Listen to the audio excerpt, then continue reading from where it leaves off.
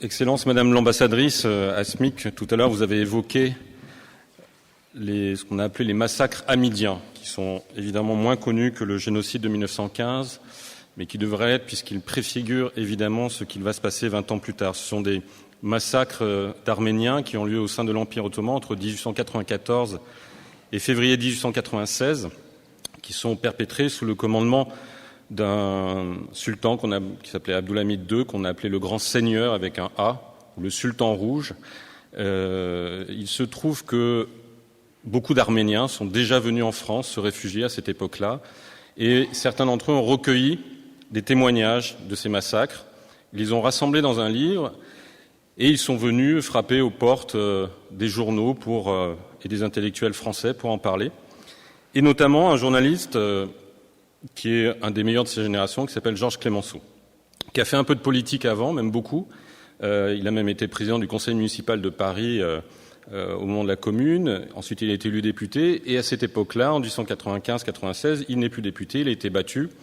Il était accusé de corruption dans les années précédentes. Donc il se consacre au journalisme. Et il a un journal qui s'appelle La Justice, qui paraît assez approprié pour évoquer ce qui s'est passé. La France, à l'époque, vit des heures à la fois difficiles avec des attentats anarchistes, mais est en train de partir dans les colonies, en train de se préparer éventuellement une revanche contre l'Allemagne, donc n'est pas très occupé par ce qui se passe dans l'Empire ottoman. Clemenceau, un an plus tard, fondera avec d'autres un journal qui s'appelle L'Aurore. Vous savez, c'est dans ce journal que sera publié le célèbre J'accuse d'Émile Zola. Mais Clemenceau reçoit ces témoignages et décide d'en écrire la préface, qui est une forme de J'accuse aussi. C'est une préface qui donc a été écrite et publiée en 1896, dont je vais vous lire des extraits. Au début, je voulais en faire une petite exégèse, mais je crois que vous savez tout ce qui s'est passé ces 3 dernières années en Artsakh, et vous allez comprendre en quoi Clemenceau écrivait des choses qui auraient pu être écrites le mois dernier, l'année dernière, il y a 3 ans. C'est absolument incroyable, la prescience, et surtout ce qui est incroyable, c'est de voir que vraiment l'histoire se répète, comme une farce, comme une tragédie, Marx l'a dit, et donne l'impression qu'on ne retient rien, on n'apprend rien, on ne comprend rien. Clemenceau dit exactement tout ce qu'il faut dire sur ce qui s'est passé en 1895-96, ce qui s'est passé en 1915 et ce qui s'est passé ces dernières années. Des Arméniens résidant en Europe ont eu l'idée de publier sans commentaire quelques-unes des lettres qu'ils ont reçues de leurs compatriotes d'Asie mineure pendant les massacres de l'an dernier. Cette publication, qu'on me demande de faire précéder de quelques considérations générales en guise de préface, n'est que trop opportune au moment où l'on commence à parler de nouveaux troubles. Quand j'appuie, ça veut dire que c'est Clemenceau qui met en italique, donc c'est lui-même qui appuie sur ces mots. De nouveaux troubles dans les vilayettes d'Arménie. On sait ce que signifie ce mot. C'est l'euphémisme officiel pour désigner le massacre méthodique des Arméniens. À cet égard, il n'est plus permis de feindre l'ignorance. La vérité est connue et la tartufferie de nos diplomates d'Europe ne peut plus abuser que des complices de l'universelle lâcheté.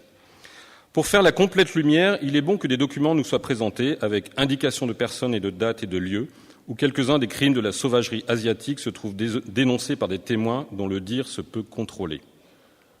C'est l'intérêt du volume que je signale aujourd'hui à l'attention de ce public éclairé d'Occident qui veut le droit et la justice pour tous les hommes, sans distinction de race ni de confession religieuse.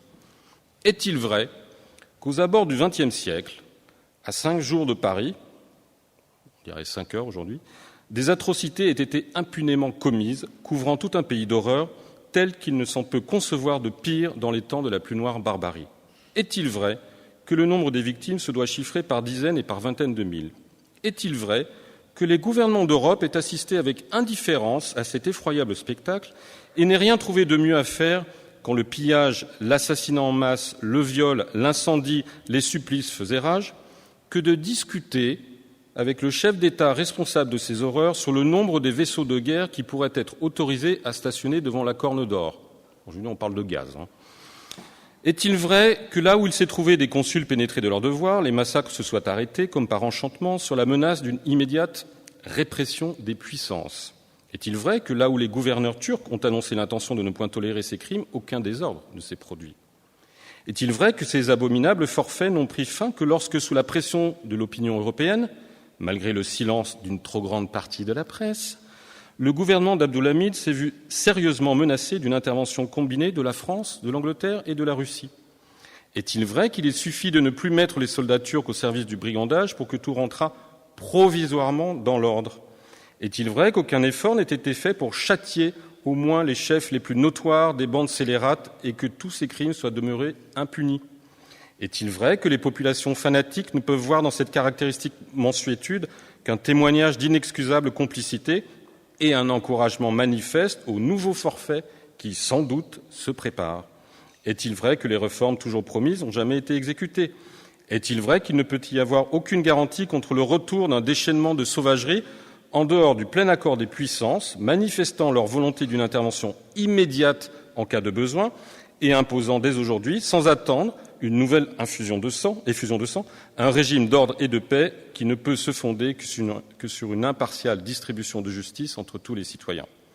C'est pour obtenir ce résultat, il ne s'en cache point, que les Arméniens d'Europe font appel, par un simple exposé des faits, à la pitié des peuples civilisés. Au congrès de 1878, c'est le congrès de Berlin, ils avaient invoqué la protection de l'Europe, et cette protection leur fut officiellement accordée par l'article 61 du traité de Berlin, on a l'impression qu'il parle de l'ONU aujourd'hui, où il était dit « La Sublime Porte, c'est-à-dire l'Empire ottoman, s'engage à réaliser sans plus de retard les améliorations et les réformes qu'exigent les besoins locaux dans les provinces habitées par les Arméniens et à garantir leur sécurité contre les Circassiens et les Kurdes. » Les Circassiens, c'est les Caucasiens au nord du Caucase, les Tchétchènes, les Ingouches, les Tatars. Elle donnera périodiquement connaissance des mesures prises à cet effet aux puissances qui en surveilleront l'application.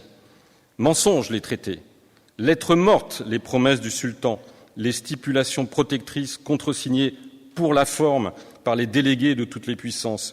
Rien n'a été changé, rien n'a été fait, et alors qu'il aurait suffi d'une énergique parole pour prévenir tant de mots, rien même n'a été dit. Et cet unanime concours d'inertie a produit ces résultats inévitables. Le régime d'exaction et de violence dont le peuple turc lui-même ne souffre pas moins que les sujets arméniens du sultan a continué de sévir aux portes de l'Europe silencieuse et craintive sous l'hégémonie prussienne. Et quand on a pu craindre que l'excès du mal ne provoquât les tardives représentations des puissances, on n'a rien trouvé de mieux que de susciter à nouveau les haines de race et de déchaîner le fanatisme musulman contre le djaour chrétien. Nous n'aurons jamais le tableau complet des scènes déshonorantes pour l'humanité de notre temps dont la malheureuse Anatolie a été pendant d'interminables mois le théâtre. Cependant, le dossier des lettres arméniennes nous permet de reconstituer avec une trop cruelle précision l'affreux spectacle. Aujourd'hui, ce sont des vidéos, des images, des photos. Qu'on feuillette le tragique carnet des témoins qui ont souffert depuis le mois d'octobre 1895 à Trébizonde jusqu'à Tchenkouch en février 1896. C'est avec une monotonie désespérante le récit des mêmes crimes, des mêmes horreurs perpétrées par les mêmes méthodes dans des conditions identiques. On invite les Arméniens à déposer leurs armes, on les menace de mort s'ils n'obéissent pas, le vali, c'est-à-dire le préfet, leur garantit pleine sécurité, et aussitôt qu'ils sont sans défense, Kurdes, Circassiens, Turcs, conduits par des rédifs, des miliciens, des hamidiers, c'est la cavalerie kurde, des officiers de l'armée régulière, si un tel mot peut être ici d'usage, se ruent sur les maisons, pillent et incendient les boutiques, égorgent tout être de la race haïe, sans distinction de sexe ni d'âge, violent les femmes ou les emmènent, se récréent, du verbe récréation, de la récréation, dans les tortures infligées aux hommes pour leur faire abjurer leur foi, souillent les églises, écorchent ou brûlent les prêtres et promènent par dérision les nouveaux convertis sous les pierres de la foule après les avoir préalablement circoncis et leur avoir imposé les actes qui attestent le reniement de leurs croyances. Enfin, quand il n'y a plus d'hommes à tuer ou de filles à violer, on a vu ouvrir le ventre des femmes grosses pour écraser l'enfant sur le pavé, on contraint à coups de bâton les survivants à signer des adresses au sultan, où ils se reconnaissent les auteurs des désordres, déclarent que ceux qui ont trouvé la mort ont été justement frappés, remercient le souverain de sa clémence et affirment qu'ils n'ont rien à redouter pour leurs biens, pour leur vie, pour la sécurité des leurs. Je résume en quelques lignes le terrifiant martyrologue. Ceux qui auront le courage d'affronter la lecture de ces témoignages vécus n'en croiront pas leurs yeux. Les faits pourtant sont irrécusables, les rapports de nos consuls, les lettres des missionnaires ne peuvent laisser de place au doute. Certaines exagérations de détails pourraient peut-être se rencontrer, je l'ignore, mais il est trop certain que les faits contestés sur un point seraient ailleurs reconnus exacts et facilement vérifiés. Il faut en prendre notre parti et subir la honte d'avoir toléré ces choses sans mot dire. Nos gouvernants n'ont rien fait et ne font rien encore aujourd'hui pour empêcher le retour de cette sauvagerie. Je ne sais quelle considération d'imbécile diplomatie les oblige, disent-ils, à ménager le sultan. comme s'il pouvait jamais trouver quelque force dans l'Empire ottoman en dehors d'un régime de justice et de sécurité pour tous. L'Église de Rome, si puissante sur les peuples et les rois des monarchies et des républiques, a-t-elle fait en cette occasion tout ce que lui permettaient ses rares moyens d'action ? Il n'y paraît pas. La puissance, qui lança jadis si bruyamment toute l'Europe chrétienne à l'assaut de l'islamisme, est trop engagée de nos jours dans les détours d'une diplomatie compliquée pour n'écouter, même en de telles occasions, que l'intérêt criant d'une foi chrétienne d'ailleurs dissidente. L'acte du père Charmetan, c'est le directeur de l'œuvre d'Orient à l'époque, qui documente énormément tous ces massacres et qui se démène pour les faire connaître. L'acte du père Charmetan était surtout un appel de charité en faveur des malheureux voués en effet à la plus terrible misère. Je souhaite que sa voix ait été entendue, mais cela ne saurait suffire. Il faut voir plus loin. De tels événements sont une perpétuelle menace pour la paix de l'Europe. Si l'on y prend garde, ils peuvent motiver quelques jours l'action indépendante de certaines puissances, d'où le conflit général peut surgir.